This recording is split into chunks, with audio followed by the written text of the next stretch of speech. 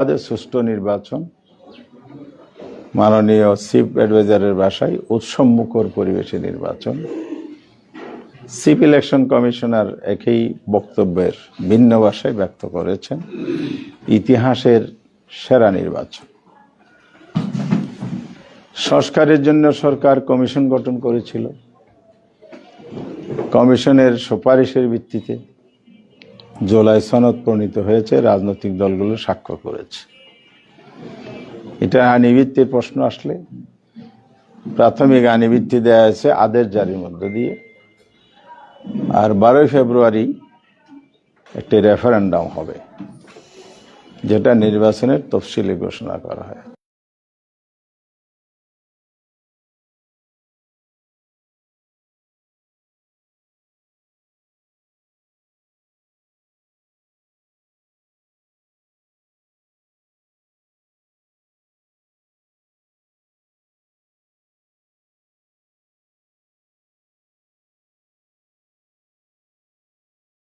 Election কমিশনকে নির্দেশ দিয়েছে, ইলেকশন কমিশন তার আলোকেই নির্বাচনের তফসিল ঘোষণা করেছে।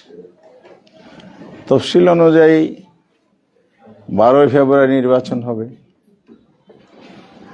29 তারিখ ডিসেম্বরের মনোনয়নপত্র দাখিলের সর্বশেষ দিন।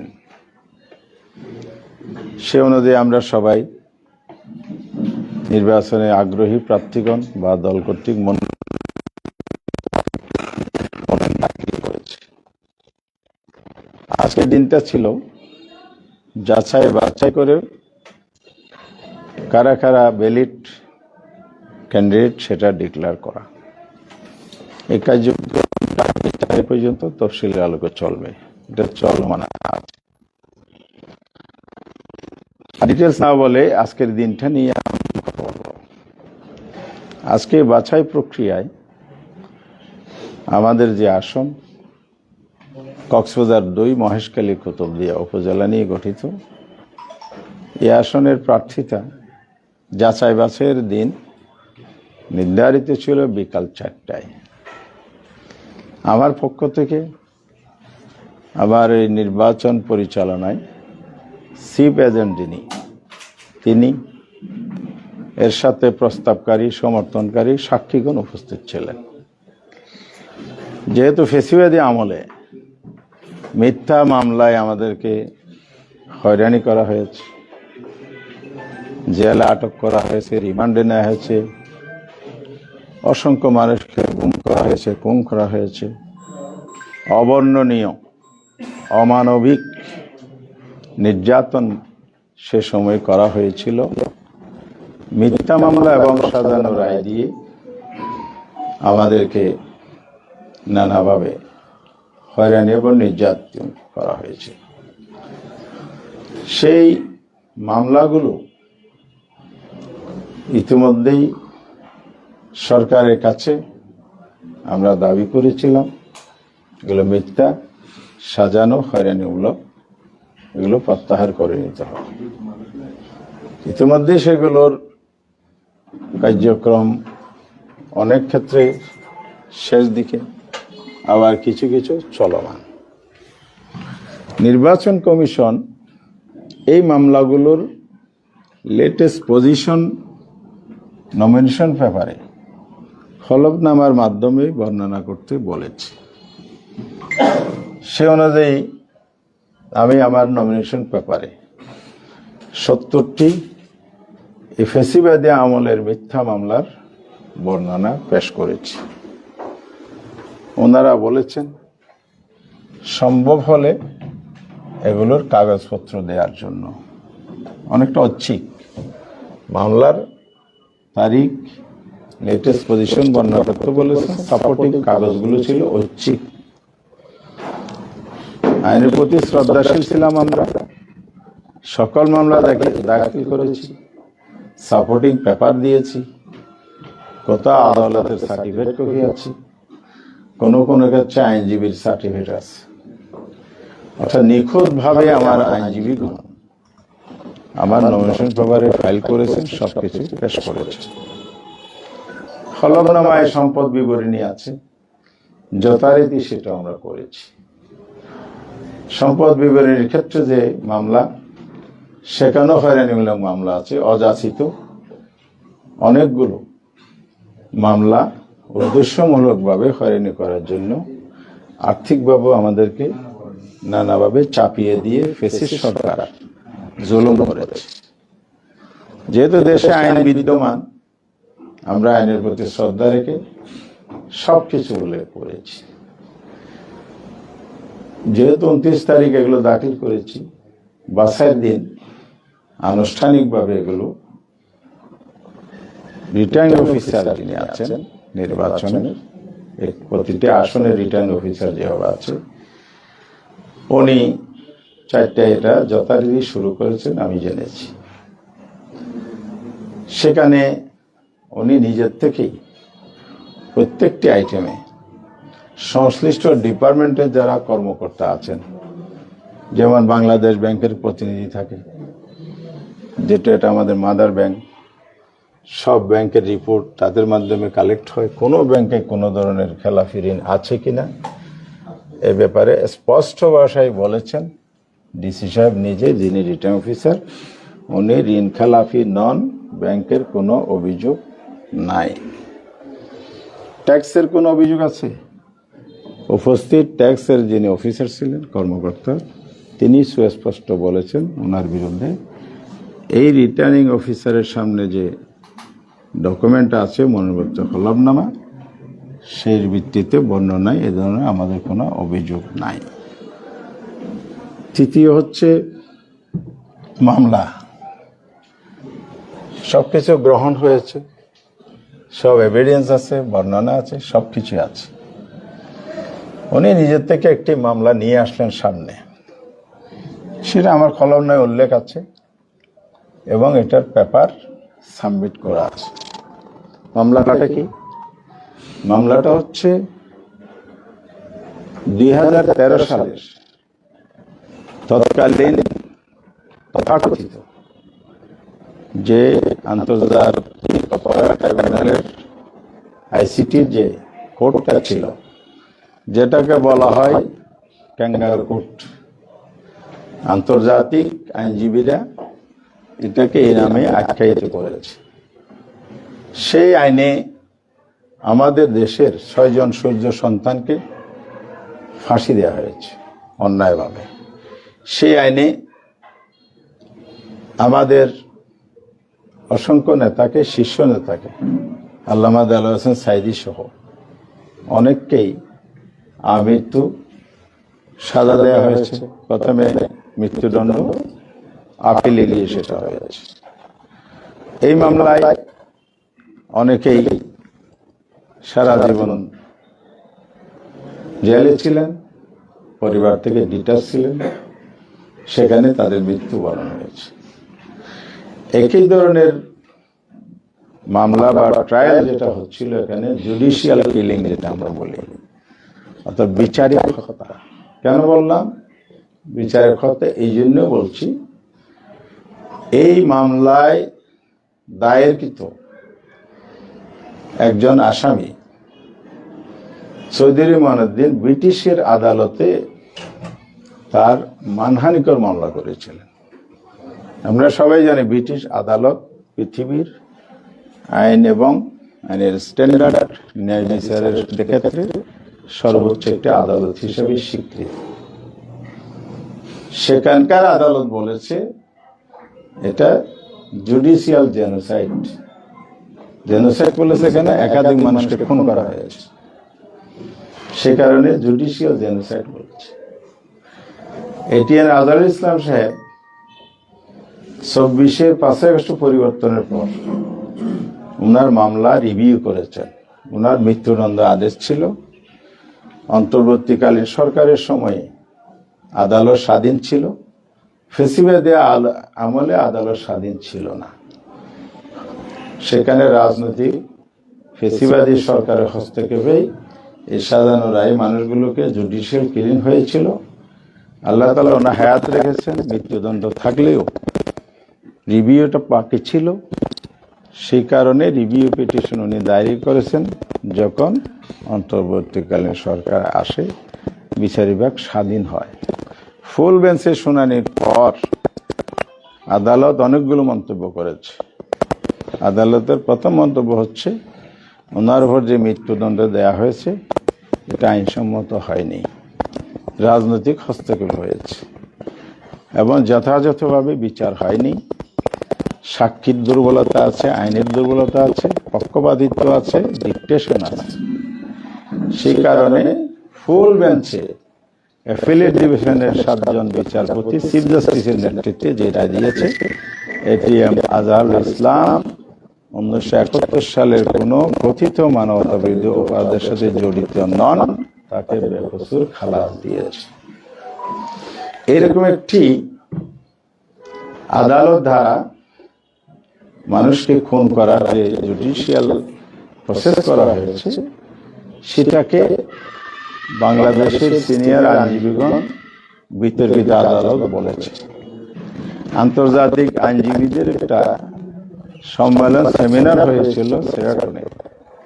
সেখান থেকেও এই আদালতের বিরুদ্ধে নানা প্রশ্ন তোলা হয়েছে। এটা আন্তর্জাতিক মানের বিচার হচ্ছে না, এই আইনটাও আন্তর্জাতিক বিচার সম্পন্ন নয়।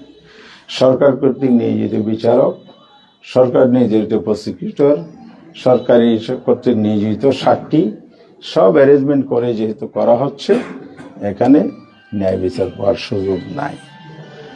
সে কারণে এই আদালতটাকে বিতর্কিত বলা হয়েছে।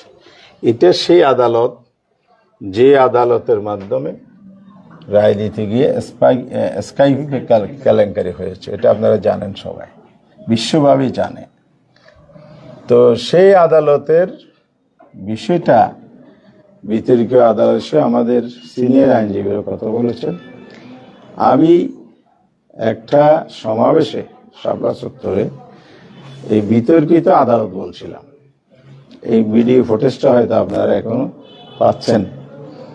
বিতর্কিত আদালতে ন্যায় বিচার পাওয়া সম্ভব নয়, এটা আমার বক্তব্য নয়, বাংলাদেশের সিনিয়র আইনজীবীরা এটা বলেছেন। এই কোড আনকোড এই বক্তব্যটাকে পলিটিক্যাল উদ্দেশ্যে ইন্টেনশনালি আদালতে নিয়ে আসা হয়েছে। সেই কোর্টে আমার মামলা ছিল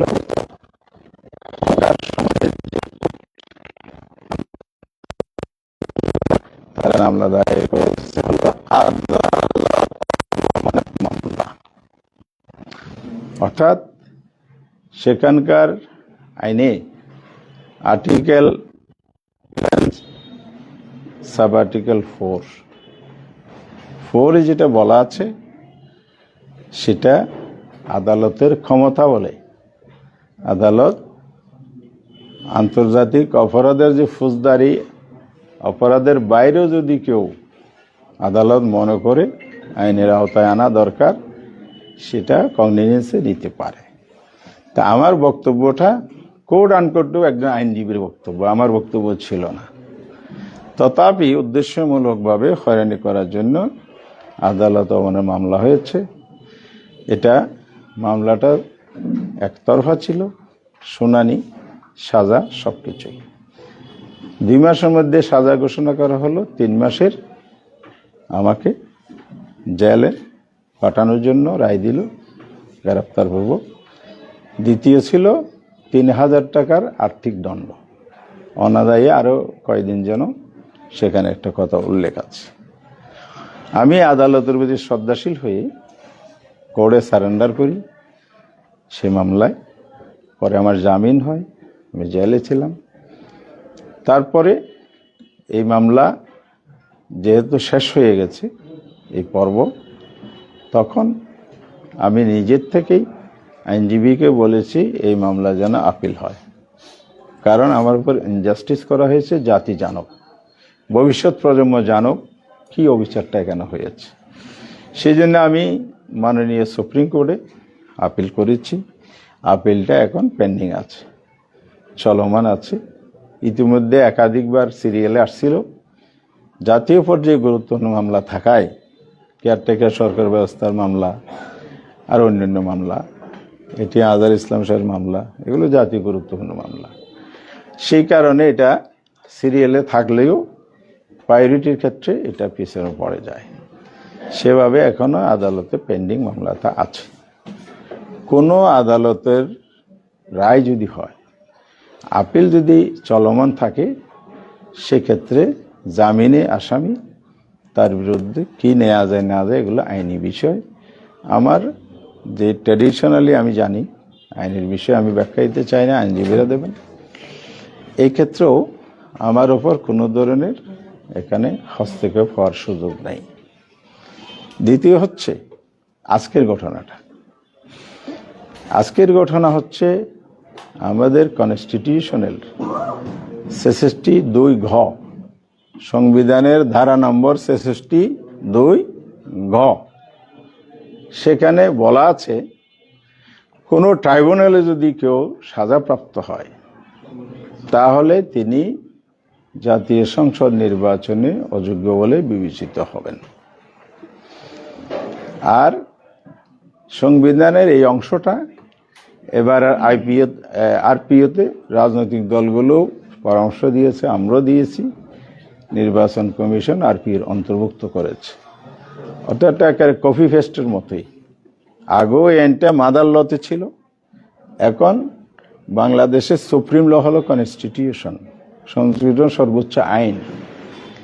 তার অধীনে যে আইন তৈরি হয়েছে সেটার নাম হলো নির্বাচন পরিচালনার জন্য আরপিও। তো এখন সেই আরপিওতে কোনো ধারা যদি থাকে, আমার জানা মতে 66(2) গ সংবিধানের ধারা থাকে, আরপিওর 12 মদিন্যানতে ইনক্লুড হয়েছে, তাহলে এটা নতুন আইন না, এটা আগের সংবিধানের ধারাটাই এখানে ইনক্লুড করা হয়েছে। তাহলে আমাকে যে শাস্তি দিল ট্রাইব্যুনাল, এটা হলো 11(4). আর এই বিষয়টা আমি সুনির্দিষ্ট করে বলছি, যেহেতু তার বেআইনিভাবে আমার নমিনেশন বাতিল করা হয়েছে, এই আইনের ব্যাখ্যাটাই আমি দিচ্ছি। 11(4) হলো কোর্টের এখতিয়ার, পাওয়ার অফ দ্য কোর্ট। এই বলে ওনারা আদালত অবমাননার এই ধারায় আমাকে 3 মাসের সাজা দিয়েছিলেন।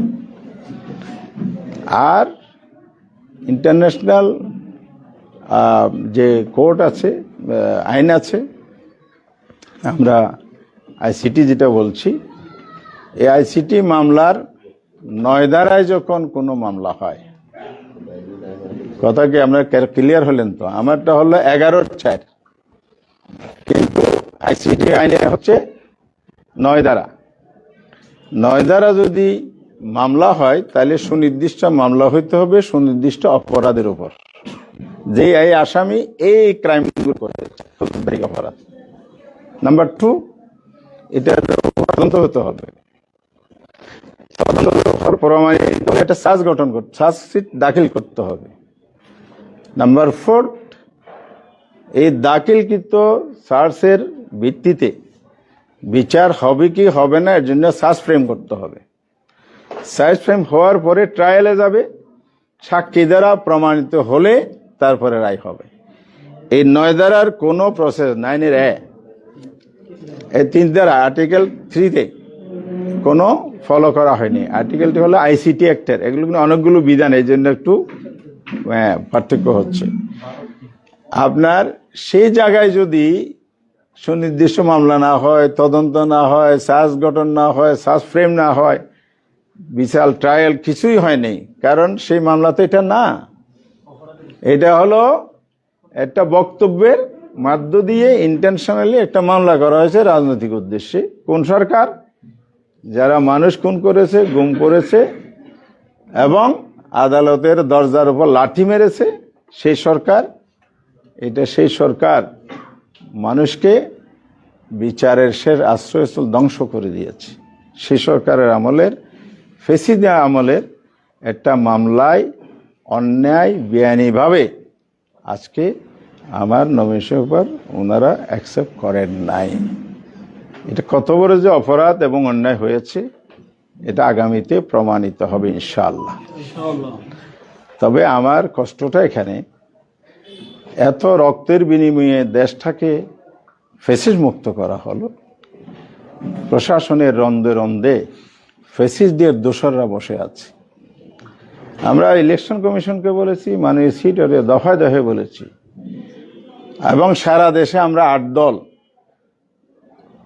এই কয়েক মাস 5 দফার ভিত্তিতে আমরা আন্দোলন করেছি। আমরা সবাই মিলিয়ে বলেছি এই ফ্যাসিস্ট আমলের আমলাদের নিয়ে, দোসরদের নিয়ে সুষ্ঠু নির্বাচন হবে না। লেভেল প্লেয়িং যদি না হয়, আপনার স্বপ্নের উৎসবমুখর নির্বাচন, ইতিহাসের সেরা নির্বাচন হবে না। রাস্তায় যে কথাগুলো দাঁড়িয়ে বলেছিলাম, নির্বাচন কমিশনের অফিসে ফুল কমিশনের সামনে আমি নিজেই যে কথাগুলো আমার টিম সহ বলেছিল, আজকের কক্সবাজারের রিটার্ন অফিসার সেটা প্রমাণ করে দিলেন। তিনিই করেন নাই, শুধু তার আশেপাশের লোক যেগুলো আছে, তথ্য আমার কাছে আছে, ফেসিদ আমলে তারা টিউনো ছিলেন কক্সবাজার জেলার কোন উপজেলায়, এবং তারা পুলিশ কর্মকর্তা ছিলেন 4 বছর ধরে, এখনো আছেন। এই দোষরদের দ্বারা বায়াস হয়ে অন্যায়ভাবে যে অবিচারটা করা হলো, এই অবিচার অন্যায়ের বিরুদ্ধে অবশ্যই নির্বাচন কমিশন ব্যবস্থা নেবেন। আমি আজকে সে দাবি করছি। আমি কমিশনকেও জানিয়েছি, এবং আমার যত জায়গায় বলার সেটা আমি বলেছি। আমি অপেক্ষায় রইলাম ওনারা কি ব্যবস্থা নেন।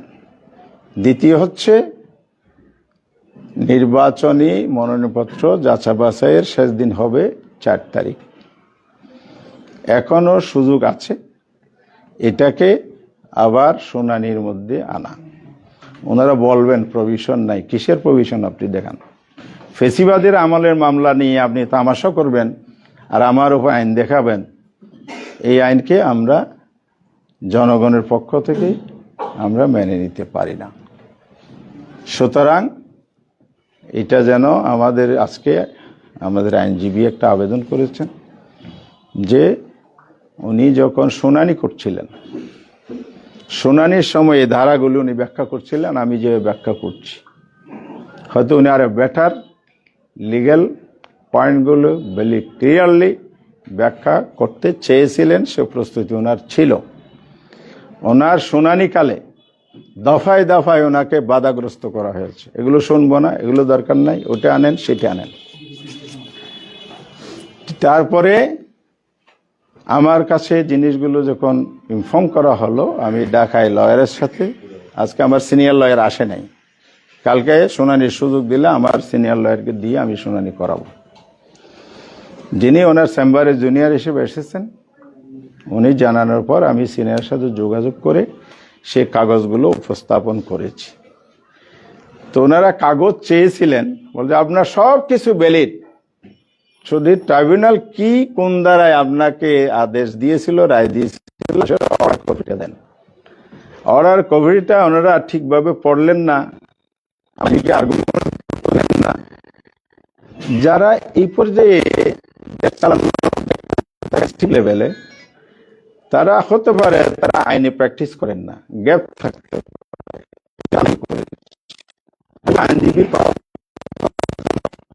এখন যিনি ডিসাইড করবেন, রিটার্নিং অফিসার সাহেব, সমান মর্যাদারে কি বলছি, উনি যদি বায়াস হয়ে অন্যের কথায় ইনফ্লুয়েন্স হয়ে এগুলো করেন, এটা খুবই দুঃখজনক। তাহলে এখানে নিরপেক্ষতা থাকবে না। একটু মেরুদণ্ড শক্ত করেন, গার্ডস নিয়ে দায়িত্ব পালন করেন, দেশ বাঁচবে, জাতীয় বাঁচবে। যদি এরকম পক্ষপাতিত্ব করে অন্যের দ্বারা বায়াস হয়ে কথা বলে, আবার এটাও আমি শুনেছি বিরতি দিয়েছে আধা ঘন্টা, কি চলা পরামর্শ হয়েছে, আবার শুনানি চলাকালে আবার কেউ কেউ অফিসারদের মধ্যে বলে যে একটু রাখেন, আমি একটু কথা বলি, এগুলোও করেছে। আরেকটা খুব জঘন্যতম কাজ করেছে, বিরতির সময় আমার প্রতিদ্বন্দ্বী প্রার্থীকে ফোনে ডেকে এনে, তার লোক এনে আবার একটা পিটিশন ওনা নিয়েছেন, যে পিটিশনটা শুনানির প্রথম দিকে ছিল না। তাহলে এগুলো সব যে পক্ষপাতিত্ব, বায়াসনেস, এটা আমাদের কাছে একেবারেই স্পষ্ট। সুতরাং আমরা চাই দেশে একটা সুন্দর নির্বাচন হোক, সুষ্ঠু নির্বাচন হোক। আগামী 12 ফেব্রুয়ারি এই নির্বাচনে দুটি নির্বাচনের ভোট আছে। একটা হলো রেফারেন্ডাম, সংস্কারের পক্ষে বিপক্ষে হানা ভোট, আরেকটা হলো জাতীয় নির্বাচন, 300 আসনের পার্লামেন্ট সদস্য নির্বাচিত করা, যারা আগামী দিনে দেশ চালাবেন। সেই জায়গাটার বড় আমানতদারির দায়িত্ব হচ্ছে প্রশাসন, যাদের হাতে পুরো ইলেকশনের দায়িত্ব। ওনারা যদি নিরপেক্ষ না হন, ওনারা যদি বায়াস হন, ওনারা যদি ফেসিবাদের দোসর হয়ে কাজ করেন, নির্বাচন বানচালের ষড়যন্ত্রের সাথে লিপ্ত হয়ে যান, তাহলে এটা জাতির জন্য বড় দুর্ভাগ্যজনক হবে। এবং আমরা মনে করি আমরা সরকারকে সবসময় সহযোগিতা দিচ্ছি, এটা আপনারা দেখেছেন, এখনও দিতে চাই। সুষ্ঠু একটা নির্বাচন হোক, এটা আমরা চাই, এবং সেই নির্বাচনের মাধ্যমে দেশে গণতন্ত্র পুনরুদ্ধার হোক, এটাও আমরা চাই। আগামী দিনে বাংলাদেশ নতুন প্রজন্মের প্রত্যাশা, জীবন দেয়া, হাদির শাহাদাত, আবু সাইদ মুদ্দের জীবন দেয়া, এরকম প্রায় ১৫০০ তরুণের জীবন দেওয়ার মধ্যে দিয়ে যে দেশটি মুক্ত হয়েছে, সেই দেশটা আবার ফেসিবাদের কলবলে পড়ুক, এটা আমরা কোনোভাবে চাই না। দেশ এবং জাতি এটা মেনে নিবে না। তাই এই জন্য আমি বলতে চাই, যদি আইনানুগভাবে হয়ে থাকে আমি মেনে নেব, অন্যায় ইনজাস্টিস হয়েছে কিনা এটা অবশ্যই পুনর্বিবেচনা আপনারা করবেন। অন্যথায় নির্বাচন সুষ্ঠু যে হবে না, আমরা যে আশঙ্কা করেছিলাম, এটা প্রমাণিত হবে। আমরা এটাকে তখন সেইভাবেই বিবেচনায় এনে পরবর্তী পদক্ষেপে যাব। এ ব্যাপারে জন্য সরকার পরিস্থিতি স্বাভাবিক রাখার জন্য যে ধরনের আইনানুগ পদ্ধতি অনুসরণ করে কাজ করা উচিত এবং লেভেল প্লেইং ফিল্ড নিশ্চিত করা উচিত, প্রশাসন নিরপেক্ষতা এনশিওর করা উচিত। এ ধরনের অসৎ এবং এ ধরনের বায়াস, এ ধরনের ফেসিস্টের দোসর, এগুলো থেকে প্রশাসনের দায়িত্ব থেকে ক্লোজ করেন এবং জাতিকে সুন্দরভাবে ভোট দিতে দেন। অনেক দিন পরে ভোটাধিকার পেয়েছে, তারা যাতে যার ভোট পছন্দের প্রার্থীকে দিতে পারে, ভোটাধিকার নিশ্চিত করতে পারে। এবারে মাননীয় সরকার, মাননীয় নির্বাচন কমিশন অবশ্যই ব্যবস্থা নেবেন, এই আবেদন করে আমার বক্তব্য শেষ করছি। সবাইকে ধন্যবাদ। এখন সর্বশেষ আপনি সিদ্ধান্ত নিয়েছেন? আমি তো আমার সিদ্ধান্ত বলে দিয়েছি, আমি আবেদন করেছি পুনরায় শুনানির। আপনি একটা কথা বলছেন যে বায়াসড হয়েছে, প্রশাসন বায়াসড হয়েছে এবং রিটার্নিং হচ্ছে, তো এখানে কি কারো ইন্ধন আছে নাকি কিছু বলতে? ইন্ধনের কথা আমি ইতিমধ্যে বলেছি। বায়াসড হওয়ার পেছনে কি কারণ থাকতে পারে? কারণ এটা বলেছি, দোসরাই। আরো কারণ থাকলে অদৃশ্য কিছু, সেটা তো আমার এখন বলার সময় নেই, সময় মতো বলবো। আপনি যদি আরেকটু স্পষ্ট করতেন, এই যে আপনার তো ওখানে আরো প্রতিদ্বন্দ্বী প্রার্থী আছে, আপনি প্রতিদ্বন্দ্বী প্রার্থীর কথা বললেন, যদি স্পেসিফিকলি কোন প্রতিদ্বন্দ্বী প্রার্থী আপনার বিরুদ্ধে ষড়যন্ত্র? এটা সময় আসলে বলবো, আগে ওনারা কি করেন দেখি। আর এটা নিয়ে যদি এখানে শুনানিতে আপনার প্রত্যাশা প্রতিফলন না হয়, উচ্চ আদালতের দ্বারস্থ হবে, দেখি আগে হয় কিনা। আপনি কি আশাবাদী? অবশ্যই আশাবাদী। এটা তো অন্যায় কাজ হয়েছে, অন্যায় কাজ তো কোনোদিন গ্রহণ করা যায় না। আমি ওনাদের সাথেও বলেছি, স্পষ্ট করে বলেছি, আপনারা এই জায়গায় আমার প্রতি ইনজাস্টিস করেছেন। অবশ্যই এটা তো আইন তো আমার পক্ষে, আইন তো আমার পক্ষে। ইনশাআল্লাহ আপনারা দেখবেন এটা টিকবে না। ওনারা যে বায়াস, এটা আমি প্রমাণ করবো আইনের মাধ্যমে ইনশাআল্লাহ।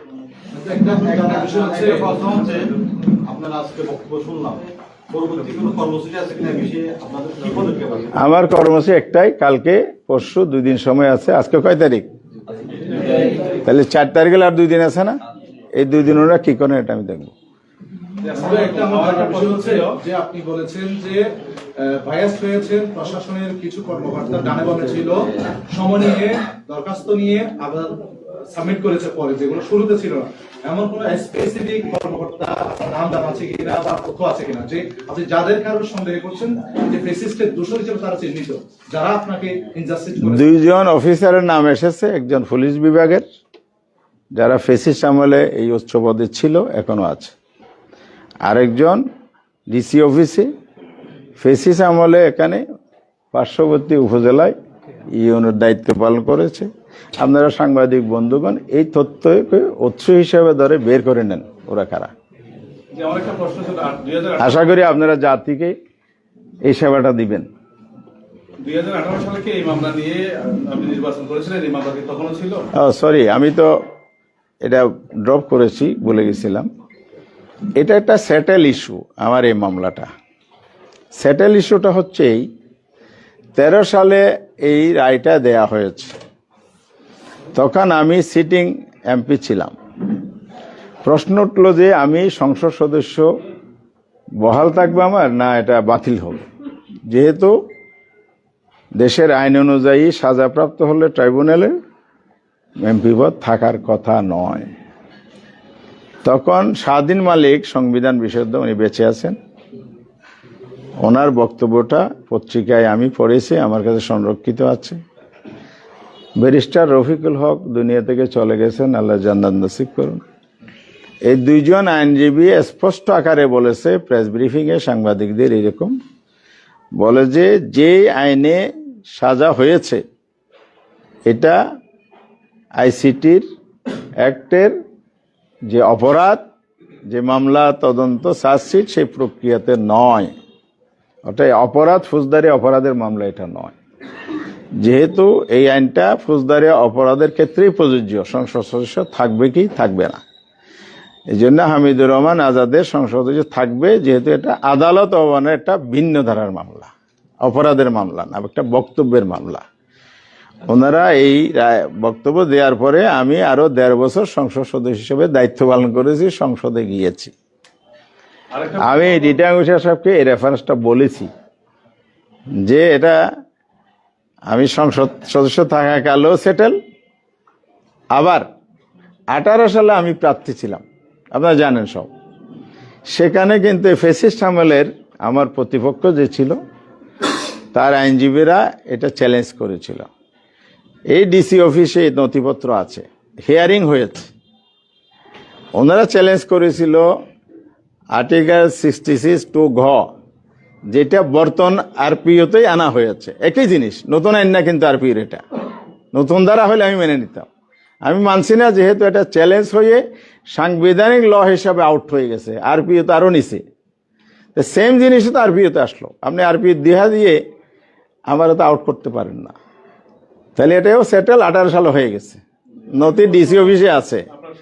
আজকে যে এভাবে একটা সাজানো প্রক্রিয়ার মধ্যে দিয়ে এটা অন্যায়ভাবে করা হলো, এটা অবশ্যই একদিন দেশবাসীও জানবে, আপনারাও জানবেন, এবং এই অবিচারের প্রতিকার ইনশাল্লাহ আমি পাবো।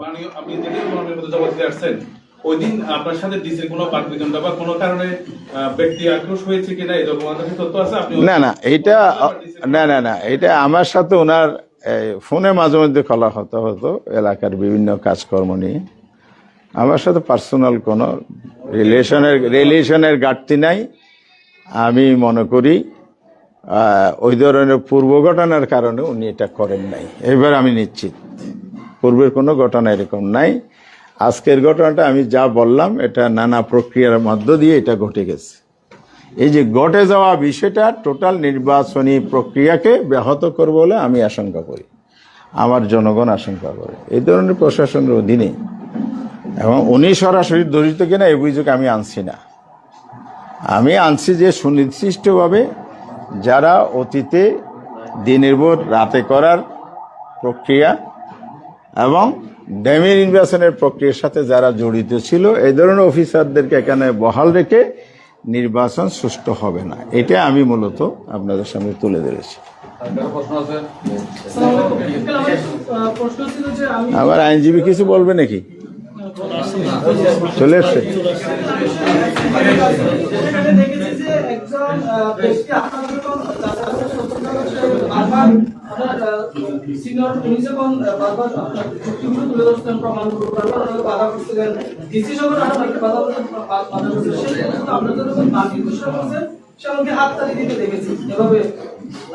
অফিসাররা হাততালি দিছে, যেসব অফিসাররা জড়িত ছিল বাতিল ঘোষণা পরে অফিসাররা হাততালি দিছে। উনি উপস্থিত ছিলেন, উনি সাক্ষী দিয়েছেন। হ্যাঁ, সাংবাদিকদের